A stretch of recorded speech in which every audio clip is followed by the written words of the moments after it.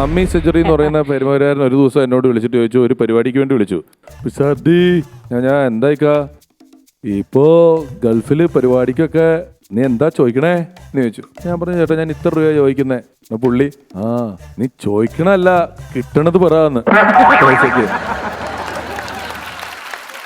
ബിവറേജിൽ 2 മക്കളെ വിട്ടിട്ട് ഒരാൾ ഇങ്ങനെ നിന്നിട്ട് പെടലുവേന എടുത്തു എന്ന് പറഞ്ഞല്ലോ.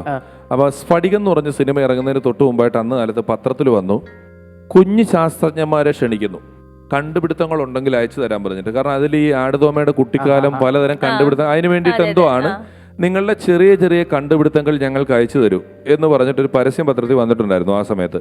അപ്പോൾ എൻ്റെ ഒരു കൂട്ടുകാരൻ രാജേഷ് എന്ന് പറഞ്ഞ ആൾ ഒരു എലിക്കത്രിക, എലിയെ പിടിക്കാനുള്ളൊരു സാധനം, നൂതനമായൊരു സാധനം കണ്ടുപിടിച്ചുകൊണ്ട് വന്നേക്കാണ്. ഒരു മൂർച്ചയുള്ളൊരു ബ്ലേഡുണ്ട്, 2 സൈഡിലും കുഞ്ഞ് 2 പ്ലേറ്റും വെച്ചിട്ടുണ്ട്. ഇതാണ് ഇവൻ്റെ എലിക്കത്രിക. അപ്പോൾ ഞാൻ ചോദിച്ചു, ഇതിനകത്ത് എലി വന്ന് വീഴാനുള്ള ഒരു സാധ്യതയില്ല, എലിക്ക് എന്ത് കാര്യമുണ്ട്, ഇത് മൈൻഡ് ചെയ്യാണ്ട് പോയാൽ പോരെ. അപ്പോൾ ഞാൻ ചോദിച്ചു, ഇതെങ്ങനെ?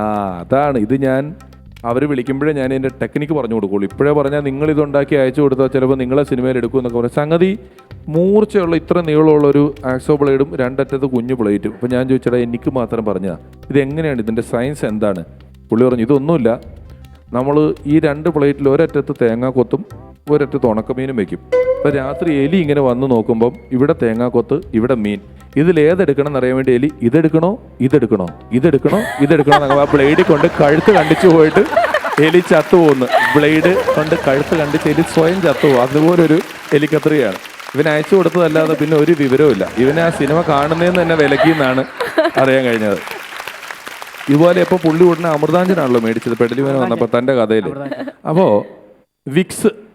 വിക്സ് എന്ന് പറയുന്നത് കാലാകാലങ്ങളായിട്ട് നമ്മൾ ഈ പെരട്ടുന്ന സംഭവമാണല്ലോ. വിക്സ് നമ്മൾ പെരട്ടിയിട്ടേ ഉള്ളൂ, മേത്ത് പുരട്ടുക എന്നുള്ളതാണ് ചെയ്യുന്നത്. അപ്പം വിക്സ് ഇടക്കാലത്തൊരു കഫ് സിറപ്പ് ഇറക്കി വിക്സിൻ്റെ. അപ്പോൾ നമ്മുടെ അവിടെ ഉള്ളൊരു ഇച്ചിരി നല്ല വിദ്യാഭ്യാസമൊക്കെ ഉള്ള ഒരാൾ മെഡിക്കൽ ഷോപ്പിൽ വന്നിട്ട് ചോദിച്ചു, 3-4 ദിവസമായിട്ട് ഭയങ്കര ചുമയാ, കഫ് സിറപ്പ് ഏതാ ഉള്ളത്? അപ്പം ഞാൻ ഇതൊരു തുളസി എന്ന് പറഞ്ഞിട്ട് കഫ് സിറപ്പ് ഉണ്ട്, 15 രൂപ. അത് മാറുമോ?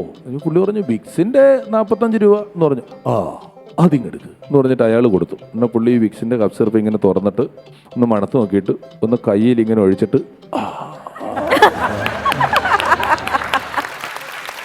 കാരണം പുള്ളിയുടെ ജീവിതത്തിൽ വിക്സ് പെരട്ടി മാത്രമേ ശീലമുള്ളൂ. വിക്സ് വേറൊന്നും ചെയ്യുന്നത് കഫ് സിറപ്പ് തൊണ്ടയെ മുഴുവൻ തേച്ച് പിടിപ്പിച്ചു. അതുപോലെ ഈ കുടിക്കുന്നവർക്ക്, പുള്ളി കുടിക്കാനാണ് പറഞ്ഞിട്ടുള്ളത്, കുടിക്കുന്നവർക്ക് എല്ലാത്തിനും മദ്യം ചേർത്തൊരു മരുന്നുണ്ടാവും. നല്ല ചുമ, ഒരു സ്മോളിനകത്ത് ഇച്ചിരി കുരുമുളക് ഇട്ടിട്ട് ഇത് അടിച്ചു കഴിഞ്ഞാൽ ചുമ മാറും. പനി ഇച്ചിരി ഇഞ്ചും ചുക്കും കൂടെ സ്മോളിൽ ഇട്ടിട്ട് ഇത് എല്ലാത്തിനും അവർ മദ്യം കൂട്ടി മരുന്ന് പറയും. അപ്പോൾ നല്ലൊരു കുടിയനുണ്ട്. ഈ കുടിയൻ വേറൊരാള് കാലുവേനയായിട്ട് കിടക്കുമ്പോൾ കാണാൻ ചെയ്യുന്നത്, എന്നാ ഇറക്കിച്ചാ പറ്റിയത്? കാലുവേനയാ, ഒരു ഇച്ചിരി ബ്രാൻഡി എടുത്ത് അങ്ങ് തിരുമിയാൽ മതി.